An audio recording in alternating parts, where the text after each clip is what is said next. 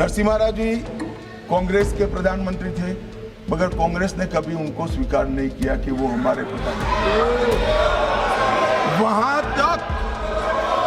वहां तक मान्यवर संस्कार में किसी को जाने नहीं दिया। मान्यवर, ये दिखावटी प्रेम जो है वो इसका पिछड़ा भी जानता है और पूरे देश की जनता भी जानती है, और आज से देश की महिला भी जानेगी कि हमारा अधिकार कांग्रेस पार्टी ने छीना। कांग्रेस पार्टी ने अब तक एक भी ओबीसी का प्रधानमंत्री नहीं दिया।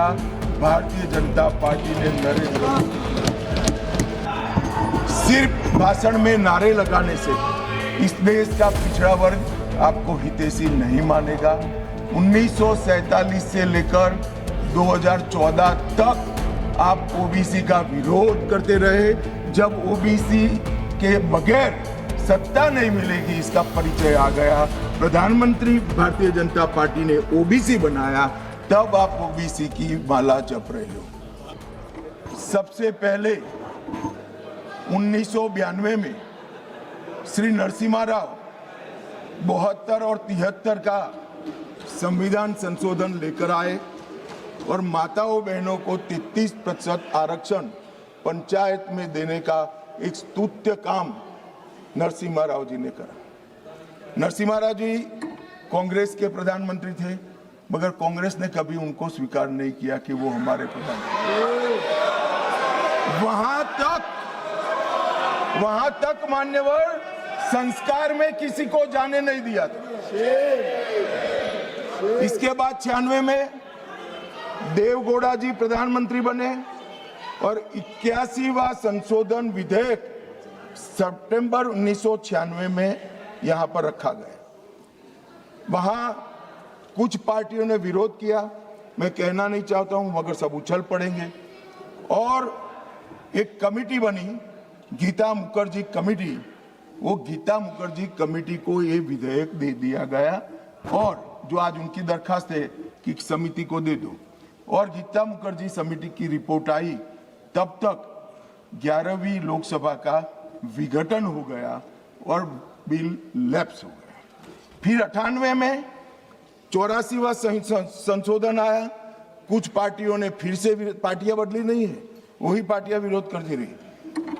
वो विरोध किया, बिल को सदन में प्रस्तुत करने की जैसी स्थिति भी नहीं रही, और 12वीं लोकसभा के विघटन पर वो बिल लैप्स हो गया। मान्यवर, 99 से 2003 में 85वां संविधान संशोधन विधेयक आया, फिर से उसी पार्टियों ने विरोध किया और बिल लैप्स हो गया। 8 से 14 में 108 का संविधान संशोधन विधेयक मनमोहन सिंह जी लेकर आए और राज्यसभा में प्रस्तुत किया। राज्यसभा में बिल पारित भी हुआ, मगर लोकसभा का दरवाजा कभी वो बिल ने देखा नहीं। और किसने विरोध किया? उसी लोगों ने विरोध किया। बीजेपी ने इस बिल का कभी विरोध नहीं किया। ये रिकॉर्ड में क्लियर करना चाहता हूं। मान्यवर, जब ये लोकसभा में आया, तब सरकार को समर्थन देने वाली पार्टियों ने इसका विरोध किया।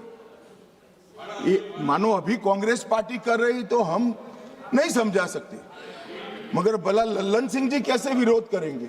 ये तो हमारे साथ है, ये तो बिल का समर्थन करेंगे। मान्यवर, कांग्रेस पार्टी के समर्थक पार्टियों ने मनमोहन सिंह सरकार का ये बिल का विरोध किया। इसका स्पष्ट अर्थ है कि सरकार के इशारे पर सरकार के हिस्सा बनी हुई पार्टियों ने लोकसभा में ये बिल को पेश नहीं। ये नैरेटिव फैलाया जा रहा है। आज भी सभी लोग बोले हैं कि इससे दक्षिण के राज्यों का प्रतिनिधित्व की दृष्टि से नुकसान होगा। मैं ये बात कर रहा हूं, वो हकीकत नहीं है। अब जब मैं हकीकत नहीं है कहता हूं, तो कल मैंने डिटेल बताया था, मगर फिर भी भाषण पढ़े जाते हैं फ्यूचर में। ये नैरेटिव तोड़ने के लिए जरूरी है कि मैं एक लाइन में समझाऊंगा। कर्नाटक, आंध्र प्रदेश, तेलंगाना, तमिलनाडु और केरला, 4-5 राज्यों का जो काल्पनिक एक दक्षिण उत्तर करा है, इसके 5 राज्य है, उसकी 543 सीटों में अभी स्ट्रेंथ है 129। अब ये 129 जो स्ट्रेंथ है 543 के प्रतिशत निकालते हैं तो 23.76% होती है।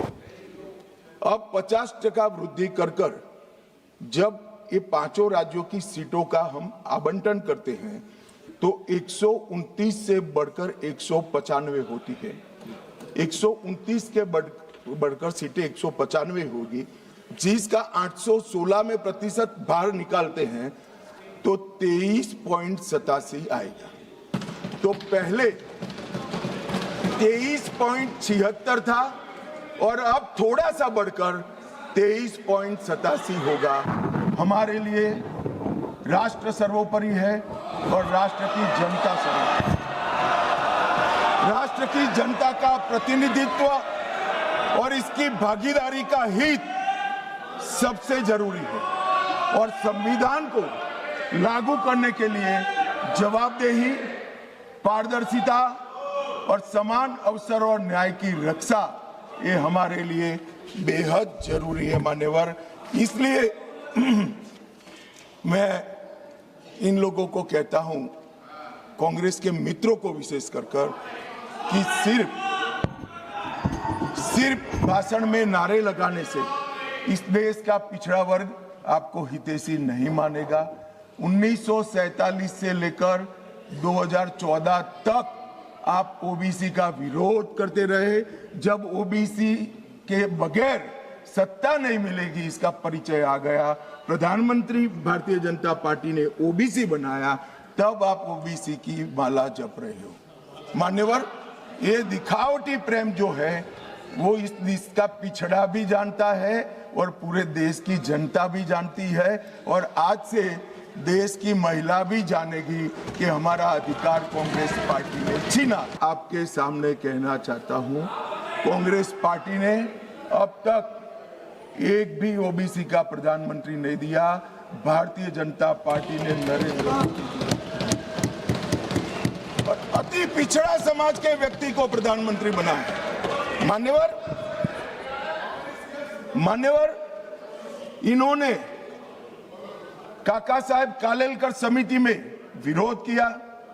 मंडल आयोग के रिपोर्ट को इंदिरा जी ने ठंडे बस्ते में डाला और जब लागू होता था राजीव गांधी जी ने भी विरोध किया।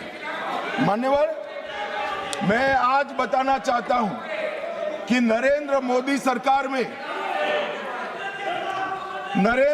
सरकार में 27 मंत्री ओबीसी समुदाय में है जो 40% होता है।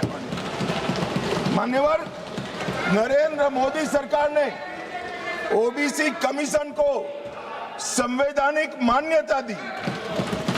नरेंद्र मोदी सरकार ने ओबीसी की सूचियों को संशोधित करने का अधिकार राज्यों को देकर एम्पावर